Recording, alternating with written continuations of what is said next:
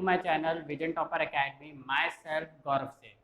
और आज हम स्टार्ट करेंगे एक्सरसाइज 1.2 नंबर सिस्टम की। लेकिन अगर आपने इससे पहले की वीडियो नहीं देखी मेरी exercise 1.1 and introduction of number system, तो आप पहले उन्हें देखिए, फिर आप इस वीडियो को देखिए। मैं इसलिए बोल रहा हूँ ऐसा क्योंकि अगर हम सीक्वेंस वाइज वीडियो देखते हैं तो हमारे जो डाउट्स होते हैं वो कम होते हैं और चीज़ें हमको कंसेप्चुअली समझ आने लगती हैं। ठीक है, अब चलते हैं हमारे एक्सरसाइज की तरफ। अब आज करनी है हमको कौन सी 1.2 एक्सरसाइज। अब 1.2 एक्सरसाइज में हम करेंगे क्वेश्चन नंबर फर्स्ट। अब क्वेश्चन नंबर फर्स्ट में बोला क्या है, state whether the following statement are true or false. अब उसने पूछी जो स्टेटमेंट है वो ट्रू और फॉल्स है एंड जस्टिफाई योर आंसर, और जस्टिफाई करना है योर आंसर। अब उसने पहले पॉइंट में क्या बोला है, every irrational number is a real number. क्या हर एक इरैशनल नंबर वो रियल नंबर होता है? अब चलते हैं उसको समझते हैं पहले, ठीक है ना। अब जैसे मैं इधर बना देता हूँ क्या, रियल नंबर्स। अब रियल नंबर्स आपको पता है कौन से होते हैं, जो माइनस इन्फिनिटी टू इन्फिनिटी होते हैं। और रियल नंबर्स के अंदर क्या क्या आते हैं हमारे, रैशनल नंबर्स और इरैशनल नंबर्स।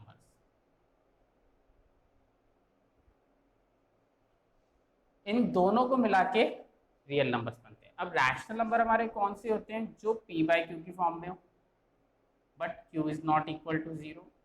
और इरैशनल नंबर हमारे कौन से होते हैं, जो क्या हो, पी बाई क्यू की फॉर्म में नहीं होते, जो पी बाई क्यू की फॉर्म में नहीं होते और नॉन टर्मिनेटिंग होते हैं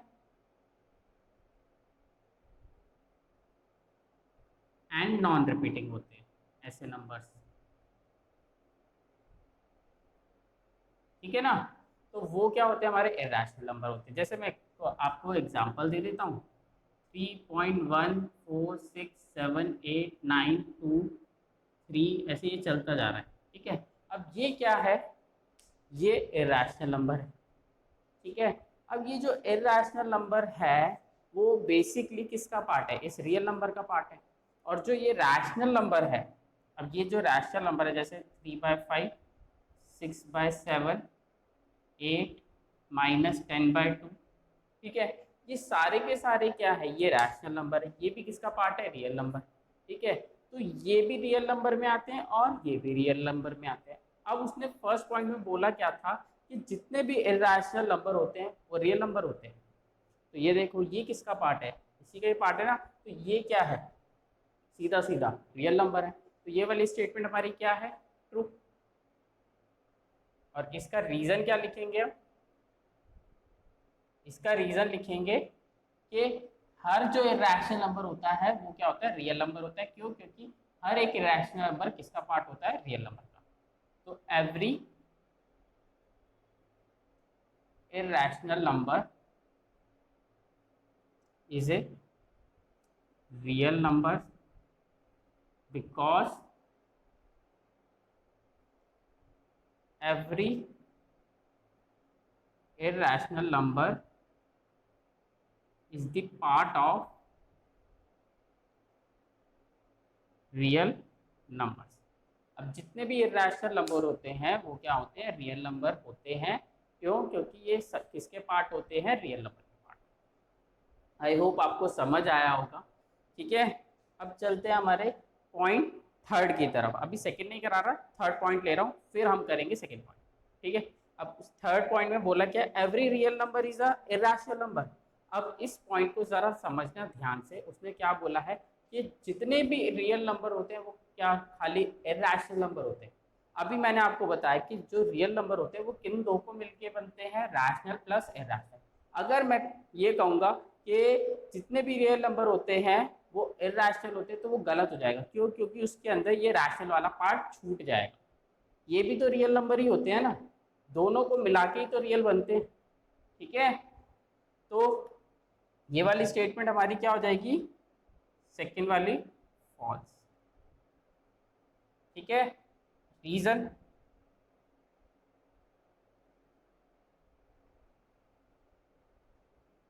इसमें लिखेंगे जो रियल नंबर होते हैं, रियल नंबर्स होते हैं वो कैसे बनते हैं, रैशनल प्लस इरैशनल नंबर्स। ठीक है, तो इन दो को जब मैं ऐड कर दूंगा तब जाके वो क्या बनेगा, हमारा रियल नंबर बनेगा। तो ये वाली स्टेटमेंट क्या थी, फॉल्स, खाली इरैशनल नंबर ही क्या नहीं होते, रियल नंबर नहीं होते। आई होप आपको समझ आया होगा। अब चलते हैं हमारे पॉइंट सेकंड की तरफ। हाँ, अब देखते हैं हमारा सेकंड पॉइंट। सेकंड पॉइंट में क्या था, अब सेकंड पॉइंट में बोल रहा है every point on the number line is in the form of root m where m is a natural number. अब उसने क्या बोला है कि m क्या है, m is a natural numbers, और रूट m को नंबर लाइन पे रिप्रेजेंट करा जा सकते हैं जितने भी रूट m फॉर्म होती है। तो अब देखते हैं इसको में नंबर लाइन बनाते हैं हम जरा। 0 1 2 3 4 ये चलते जा रहा है, -1 -2 -3 -4 ऐसे ये चलता जा रहा है। अब एक बात बताओ, ये जो रूट m की फॉर्म है, अब मैं इसको नंबर लाइन पे रिप्रेजेंट कर सकता हूँ। जैसे मैंने √1 लिखा, √1 को मैं नंबर लाइन पे रिप्रेजेंट कर सकता हूँ, √2 हो गया, उसको नंबर लाइन पे रिप्रेजेंट कर सकता हूँ, √3 हो गया, इसको भी कर सकता हूँ, है ना। तो इनको तो चलो मैं कर दूंगा नंबर लाइन पे रिप्रेजेंट, लेकिन एक बात इधर देखो जरा, माइनस वाली, ये जितने भी नंबर चलते आ रहे हैं ये नेगेटिव वाले, क्या मैं इनको रूट एम की फॉर्म में रिप्रेजेंट कर सकता हूँ? कभी आप ऐसे लिखते हो √-√2, √-2, √-3 या √-5, ऐसे तो नहीं लिखते ना। तो इन नंबरों को क्या रूट एम की फॉर्म में रिप्रेजेंट करा जा सकता है? एक बात बताओ, नहीं करा जा सकता ना। तो ये वाली स्टेटमेंट क्या हो गई, फॉल्स हो गई। ठीक, क्यों? अब उसका कारण ये है कि जितने भी नेगेटिव इंटीजर्स है वो रूट एम की फॉर्म में रिप्रेजेंट नहीं करे जा सकते। रीजन लिख देते हैं, ठीक है, उसके बाद मैं रब कर दूंगा। अब रीजन मैं इसका यही लिख देता हूं, रीजन नेगेटिव इंटीजर्स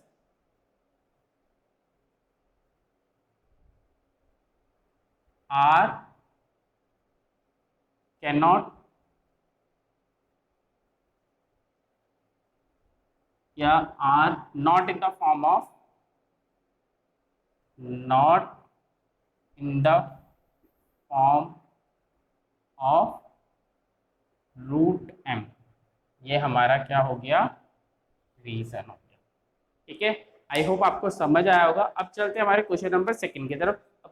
अब क्वेश्चन नंबर सेकंड में बोल रहा है are the square root of all positive integer irrational, if not give an example square root of a number that is a rational number. अब उसने क्वेश्चन नंबर सेकंड में बोला है जितने भी स्क्वायर रूट होते हैं वो क्या इरैशनल होते हैं। अगर ऐसा नहीं है तो मेरे को एग्जाम्पल दो ऐसे नंबर का जिसका स्क्वायर रूट रैशनल हो। ठीक है, आई होप आपको क्वेश्चन समझ आया होगा। अगर नहीं आया तो देखो क्वेश्चन, उससे समझ आ जाएगा आपको। अब जैसे मैं इधर एग्जाम्पल लिखता हूँ कुछ, √2, √3, √4, √5, √9। ठीक है, अब मैंने ये एग्जाम्पल लिखे। अब इसमें देखो √2, अब ये √2 क्या है, रैशनल या है या इरैशनल? ये है हमारा इरैशनल क्योंकि ये परफेक्ट स्क्वायर नहीं है। ये क्या है, इरैशनल। √3 भी क्या है, इरैशनल। और √5 भी क्या है, इरैशनल। ये तीनों के तीनों ये हमारे क्या है, इरैशनल नंबर है। लेकिन अगर अब मैं बात करता हूँ किसकी, √4 की और √9 की, तो √4 क्या होता है, कुछ नहीं 2 होता है, और √9 क्या होता है, 3। और ये दोनों हमारे क्या होते हैं, रैशनल नंबर। उसने यही तो बोला था। हम क्या बोल देंगे, नो। रीजन में क्या लिखेंगे, नो, क्योंकि जितने भी स्क्वायर रूट वाले नंबर होते हैं वो खाली इरैशनल नहीं होते, उसमें से कुछ रैशनल भी होते हैं। और एग्जाम्पल क्या लिख देंगे, यही लिख देना, √4 = 2 और √9 = 3। ये दोनों क्या है, रैशनल नंबर। उसने यही तो बोला था, यही एग्जाम्पल मांगा था। आई होप आपको समझ आया होगा क्वेश्चन नंबर सेकंड भी। अब चलते हैं क्वेश्चन नंबर थर्ड की तरफ। लेकिन थर्ड करने से पहले हम क्या कर लेते हैं, उसका कंसेप्ट कर लेते हैं। बेसिकली थर्ड क्वेश्चन में उसने बोला है कि रूट फाइव को किस पे रिप्रेजेंट करो, नंबर लाइन पे रिप्रेजेंट करो। हम खाली रूट 5 की बात ही नहीं करेंगे, हम सारे इर्रेशनल नंबर की बात करेंगे कि कैसे कोई भी इर्रेशनल नंबर को नंबर लाइन पे रिप्रेजेंट करा जाता है। ठीक है, कंसेप्ट करेंगे क्या, how to represent irrational numbers on the number line।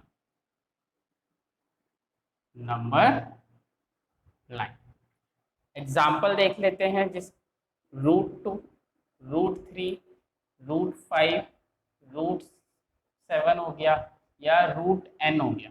अब इन किसी को भी हम क्या कर सकते हैं, नंबर लाइन पे रिप्रेजेंट कर सकते हैं। अब वो कैसे करेंगे, मैं √2 से स्टार्ट कर रहा हूँ। ठीक है, √2 से स्टार्ट कर रहा हूँ। अब मैं यहाँ पे क्या बना रहा हूँ, एक नंबर लाइन बना देता हूँ यहाँ पे। अब ये क्या हो गया हमारा, 0, ये 1, ये 2, ये 3 और ये 4 ऐसे चलते जा रही है। यहाँ पे ये -1, ये -2, ये -3 और यहाँ से ये नंबर लाइन -इन्फिनिटी की तरफ चलते जा रही है और यहाँ पे चलते जा रही है +इन्फिनिटी की तरफ। ठीक है, अब जरा बात समझना, अब हम किसको रिप्रेजेंट करेंगे, पहले √2 को। ठीक है, √2 को रिप्रेजेंट करना सीखते हैं। अब सबसे पहले आप क्या करना, इधर ये जो 0 है, यहाँ से 0 से 1 तक का 1 यूनिट का डिस्टेंस लेना स्केल से। ठीक है, यहाँ पे मैं लिख देना 1 यूनिट। उसके बाद आपको क्या करना है, इसी 1 से एक परपेंडिकुलर लाइन डालनी है, वो भी कितने, सेम डिस्टेंस की होनी चाहिए, वो भी 1 यूनिट की होनी चाहिए, हमेशा 1 यूनिट की।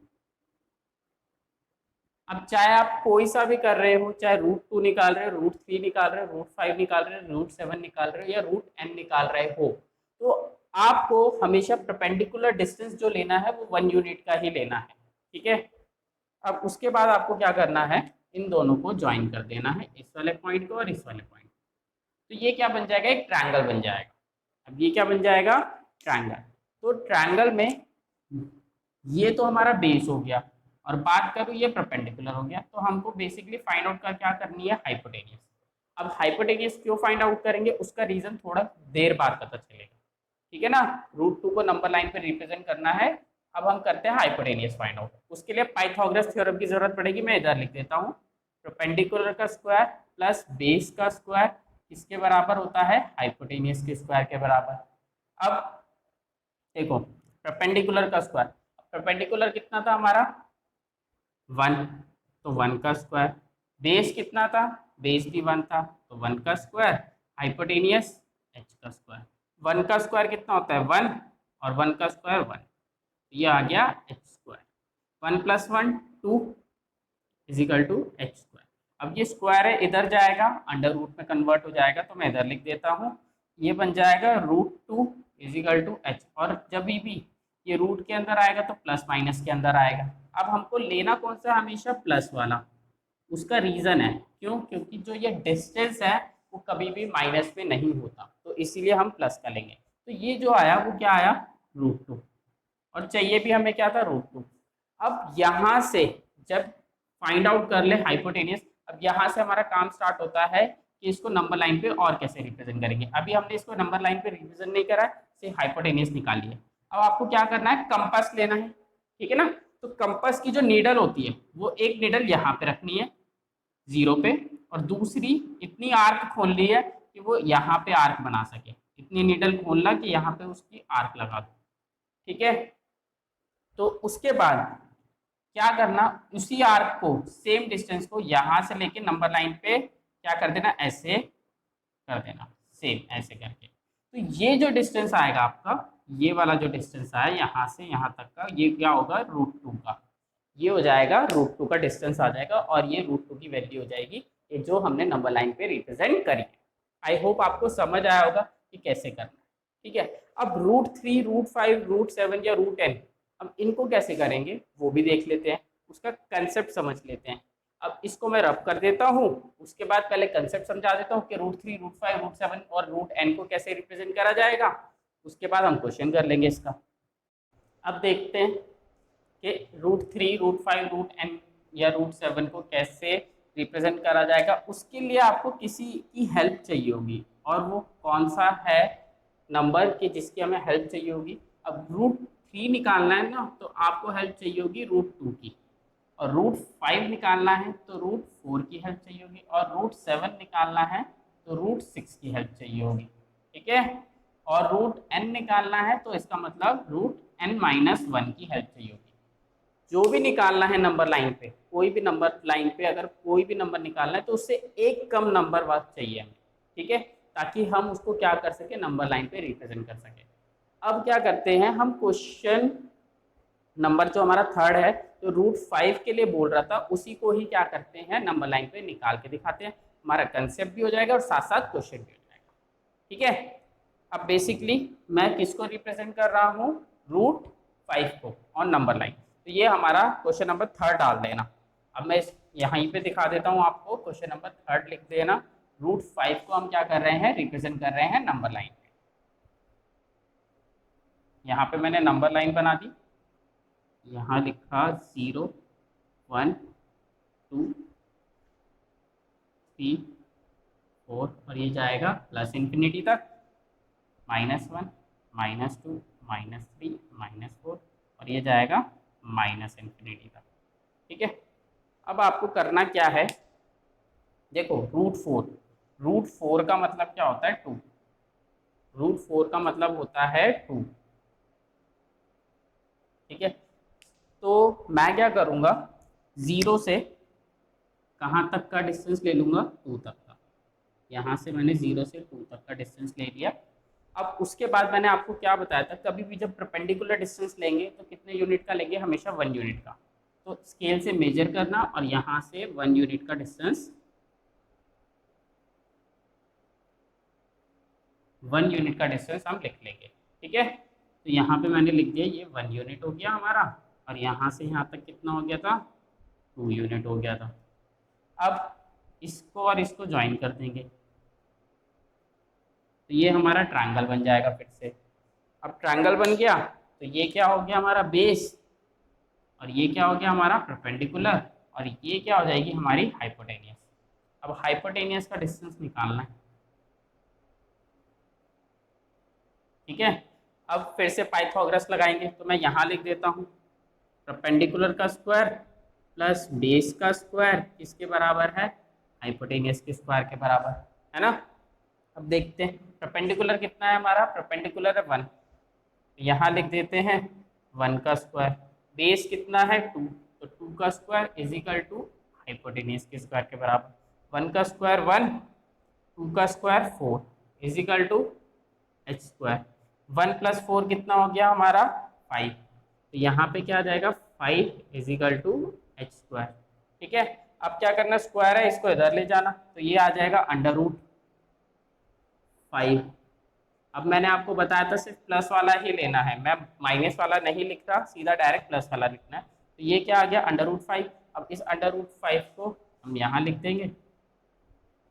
ठीक है, अब इसको नंबर लाइन पे रिप्रेजेंट करना है, तो क्या करेंगे, कंपास की नीडल लेंगे, यहाँ रखेंगे, इतना ओपन करेंगे और एक आर्क लगाएंगे यहाँ पे, फिर उसी आर्क को क्या कर देंगे, कंटिन्यू कर देंगे यहाँ पे।